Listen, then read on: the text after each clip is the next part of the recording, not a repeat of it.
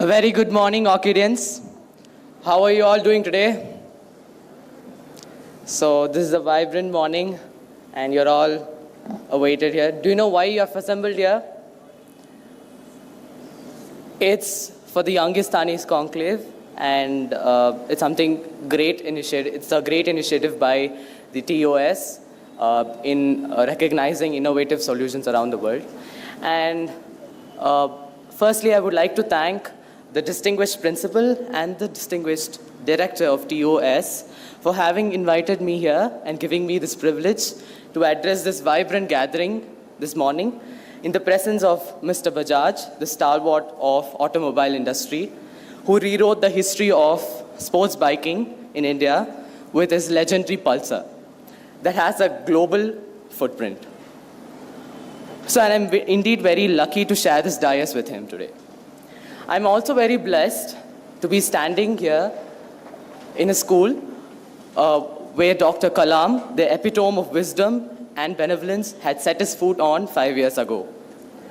Today, I'll be sharing with you insights of how I invented a device to detect silent heart attacks from merely a small idea. So when I was 13, my grandfather succumbed to a silent heart attack. So when the disease hits so close to home, I knew I needed to learn more.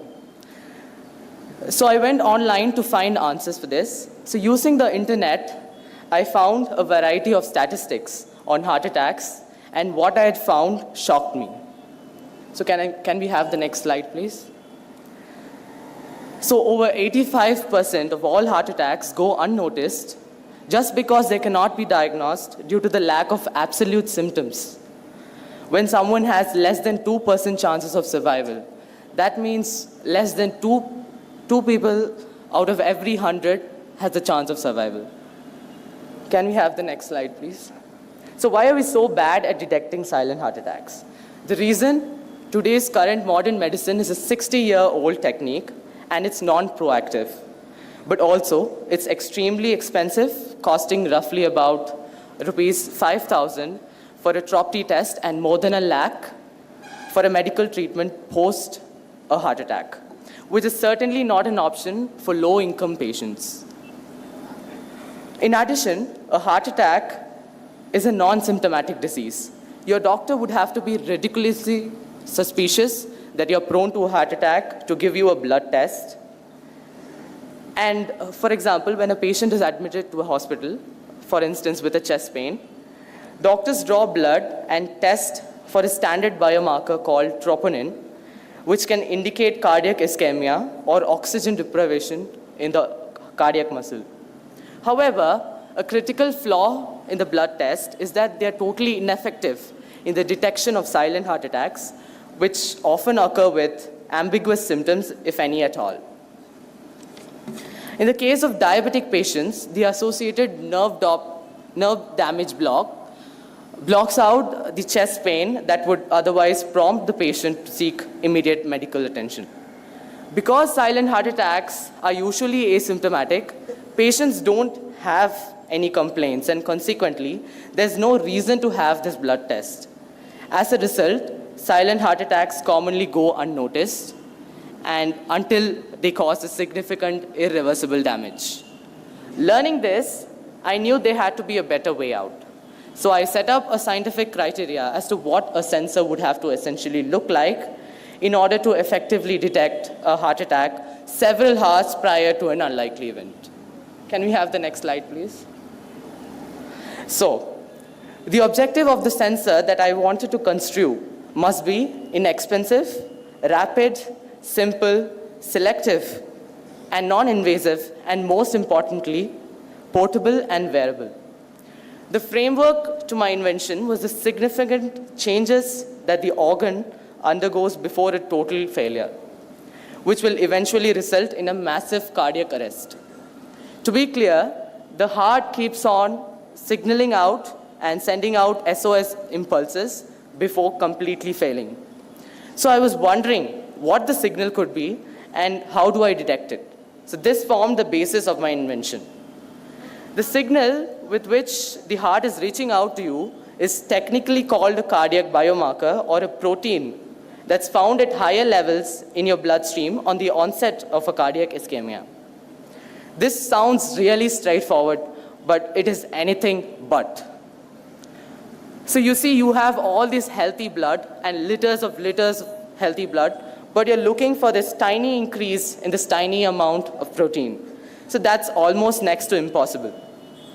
So then I came across an article on the internet that listed a database of over 8,000 different proteins that are found before a heart attack.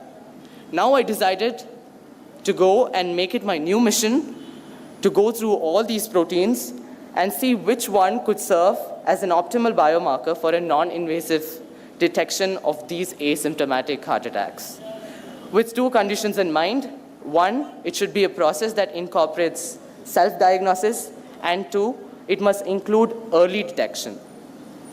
And so I'm just plugging out and chugging out through this gargantuous task, and finally, after innumerable tries, I find my protein. Can we have the next slide, please?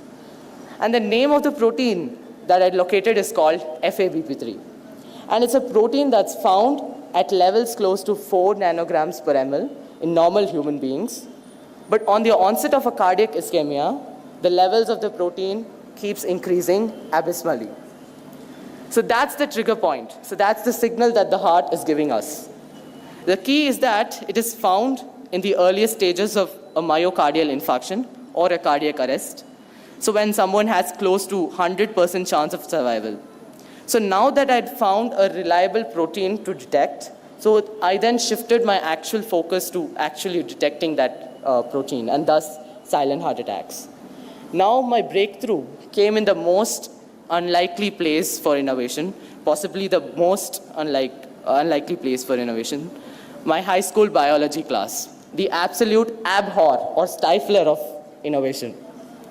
So, and I snuck in this article of protein differentiation from where I started my research, and but it was shortly afterwards that I discovered that my once brilliant procedure had something like 1 million holes in it.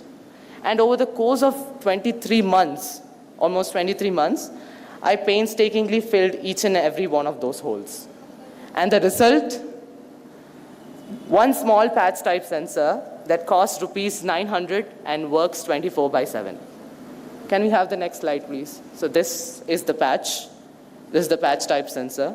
So, and this makes it about 200 times faster, over 5 times less expensive, and 100 times more sensitive than the current standard of detection. So how does it work? So once the sensor band is worn around your wrist, a very small magnitude of positive charge is induced to detect and accumulate these proteins, these negatively charged FABP3 molecules. And it sounds very simple, isn't it? But it's probably not. The most crucial part is post-accumulation of these proteins. So where I developed a unique spectroscopical method to non-invasively detect these proteins without taking a blood test. So it's completely non-invasive. You need not take a blood test, and you'll find out whether you're going to get a heart attack or not. So that's the best part, and that's where the secret formula lies as well. So the device will hence indicate to the patient that his FABP3 levels are taking a steady rise, and he has to seek immediate medical attention. One of the best parts of the sensor, though, is that it has close to 100% accuracy and can detect the coming of silent heart attacks in the earliest stages, 6 hours prior to the event. So when someone has close to 100% chance of survival. The sensor could potentially lift the silent heart attack survival rates from a dismal 5.5% to close to 100%. And so hopefully one day, with the help of these devices, we can always have those loved ones with us.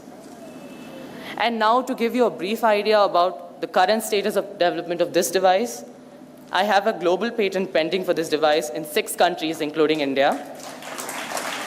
After signing a MOU with AIIMS New Delhi and the Ministry of Health and Family Welfare, Government of India, for the commercial production of the device earlier this year. The device now proudly holds clinical validation from AIIMS New Delhi, Tokyo University of Science, Japan, and the Royal Society of Medicine, London. It is likely to surface out by the end of 2018 for use by the public. Hadn't my parents supported me in all of these endeavors, be it initial funding until I got a grant from the president, or emotional support at the times when I had tons and tons of failures, I wouldn't have been here before you, presenting to you a device that has the potential to revolutionize modern medicine. Fellow friends, just remember, we are still on the shores of a vast ocean of scientific knowledge, which is unfathomable, waiting to be discovered by your inquisitive minds. Step out and make the world better with science. Thank you very much.